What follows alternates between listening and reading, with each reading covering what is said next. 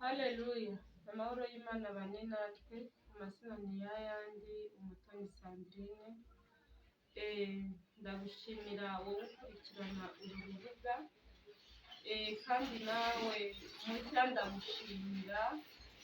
Abakunzi banjye mwese ndabasuhuje, amahoro y'Imana abane namwe.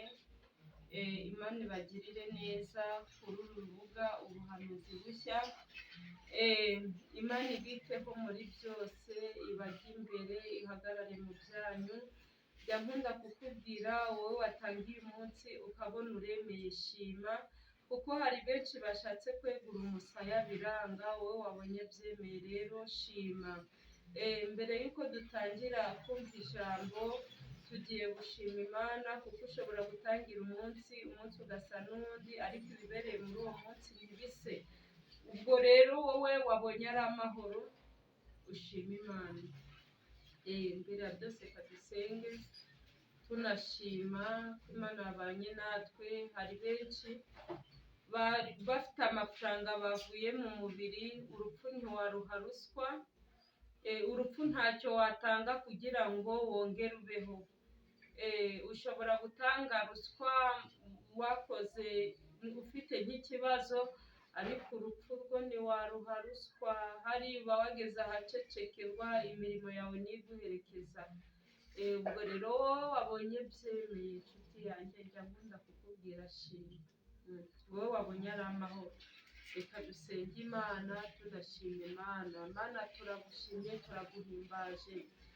Uri umukozi w'umuhanga, uri umubyeyi, wabanye natwe, watugiriye neza. Izina ryawe rihimbazwe, izina ryawe rihabwe icyubahiro.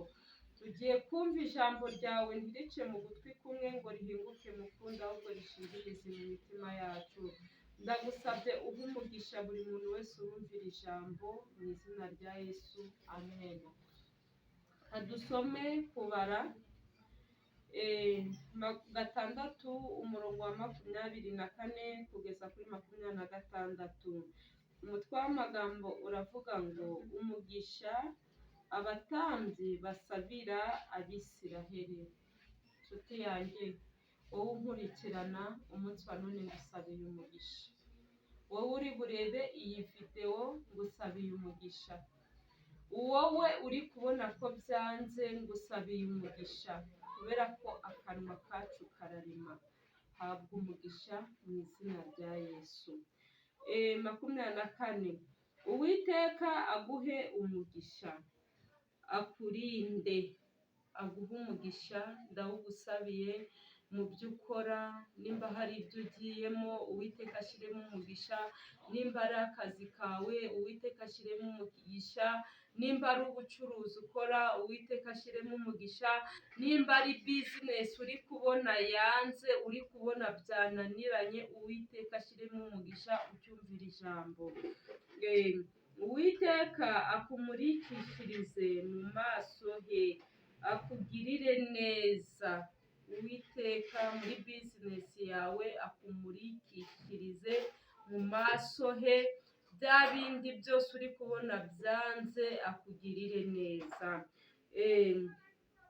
Naho umwanzi yahaguruka, naho yakumva ko icyiza kitakugeraho, kubera ko abanzi bahora bahagaze bavuga, bategereje amakuru yawe, bategereje kumva ngo bimeze gute. Ariko ijambo riratubwiye akumurikishirize mu maso he, kandi akugirire neza. 26. Uwiteka akubere neza, bya bindi byanze akuberemo neza. Nimba uri kumva mu mubiri byanze, akuberemo neza. Nimba uri kubona mbese wabuze amahoro hirya no hino, akumerere neza. Ngo aguhe amahoro, aguha amahoro, kubera ko ab'isi ntibatanga amahoro. Ab'isi ahubwo bakubuza n'ayandi wari ufite. Uwiteka aguhe amahoro umunsi wa none. Ndayagusabiye nshuti yanjye, mukunzi wanjye, inshuti zanjye nkunda mwese, impande n'impande munkurikirana.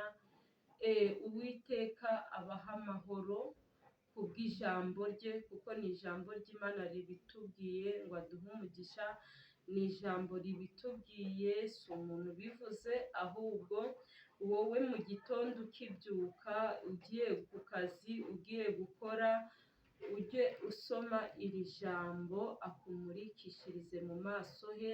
Imana itugirire neza, amena.